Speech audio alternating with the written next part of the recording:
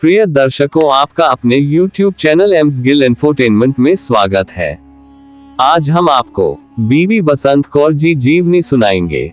जब मुगल सेना ने आनंदपुर साहिब की घेराबंदी की तो कई सिंह गुरु का साथ छोड़ गए, जिनमें वे 40 सिंह भी शामिल थे जो बाद में 40 मुक्ता बन गए।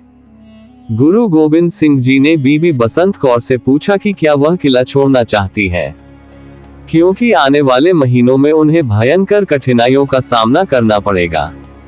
हालांकि बीबी जी ने विनम्रता से मना कर दिया और कहा कि चाहे परिस्थितियां कैसी भी हो, वह अपने गुरु को नहीं छोड़ेंगी। कुछ महीनों की वास्तविक कठिनाइयों और भूख के बाद गुरु गोबिंद सिंह जी ने अपने सिखों के अनुरोध पर आनंदपुर साहिब छोड़ने का फैसला किया। मुगल सेना से बचते हुए गुरु और उनके सिख सिरसा नदी तक पहुंच गए। सर्दियों के महीने थे और ठंडे मौसम और तेज बहाव के कारण सिख बिखर गए। गुरु गोबिंद सिंह जी, साहिबजादा अजीत सिंह और साहिबजादा जुझार सिंह, माता गुज्जर कौर, माता गुजरीत, साहिबजादा जोरावर सिंह और साहिबजादा फतेह सिंह। बीबी बसंत कौर इस नाजुक समय में माता गुज्जर कौर के साथ थी और माता जी के घोड़े को सरसा नदी पार करा रही थी। माता जी का घोड़ा उन्हें नदी के दूसरी ओर ले गया, लेकिन बीबी बसंत कौर ठंडे लेकिन तेज बहते नदी के पानी में बह गई। जैसे ही नदी उन्हें कुछ दूर तक बहा ले गई, वह भयंकर ठंडे पानी के कारण बेहोश हो गई। अंततः उनका शरीर नदी के किनारे बहकर आ गया।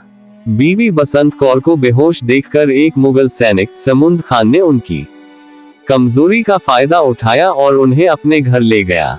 जब उन्हें होश आया तो उसने उनसे इस्लाम स्वीकार करने और उनकी पत्नी बनने के लिए कहा। उन्होंने कहा कि अगर वह उनकी इच्छाएं मान लेती तो उन्हें वे सभी भौतिक सुख प्राप्त होते जिनके बारे में वह कभी सपने में भी नहीं सोच सकती।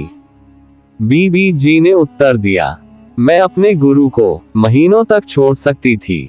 मुझे पहले कभी आनंदपुर साहिब में ऐसी कठिनाइयां नहीं झेलनी पड़ी थी।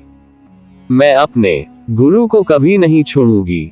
बीबी जी की प्रतिक्रिया सुनकर समुंद खान अचंभित रह गया, लेकिन उसने सोचा कि उसे कुछ दिनों तक कोठरी में बंद और भूखा छोड़ने से उसका संकल्प आसानी से टूट जाएगा। बीबी बसंत कौर की तबीयत पहले से ही खराब थी, लेकिन कोठरी में रहने के दौरान उसने गुरबानी को अपना आसरा बनाने का संकल्प लिया। वो एक जगह पालथी मारकर बैठ गई, लेकिन गहरी एकाग्रता और वाहेगुरु में विश्वास के साथ वह सुखमनी साहिब का पाठ करती रही। भविष्य का कोई भी डर गुरु जी और गुरबानी से उसका ध्यान नहीं हटा सका। जब 8 दिनों के बाद समुंद खान बीबी जी के पास आया तो उसका संकल्प बिल्कुल भी टूटा नहीं था। इससे समुंद खान गुस्से से उबल पड़ा। उसके मन में बुरे विचार आने लगे। वह बीबी जी की ओर बढ़ने लगा।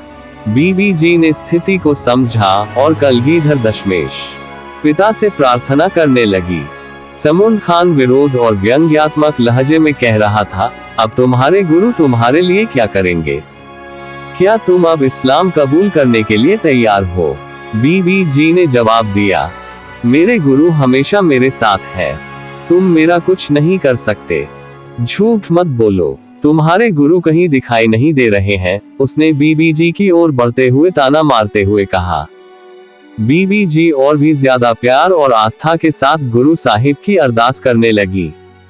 अचानक कहीं से बीबी जी ने कहा, मेरे गुरु यहाँ हैं। अब वह बीबी जी के स्पर्श की दूरी पर थे। उन्होंने कहा, मैं उन्हें नहीं देख सकता। तुम कल्पना कर रहे हो।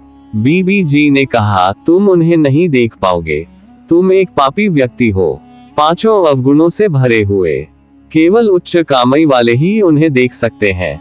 मेरे गुरुजी यहाँ मेरे साथ हैं। अपना बहुमूल्य समय निकाल के हमें सुनने के लिए आप सभी का धन्यवाद। अधिक जीवनी और इतिहास को सुनना जारी रखने के लिए हमारे साथ जुड़े रहें। वाहेगुरु जी दा खालसा, श्री वाहेगुरु जी दी फतेह।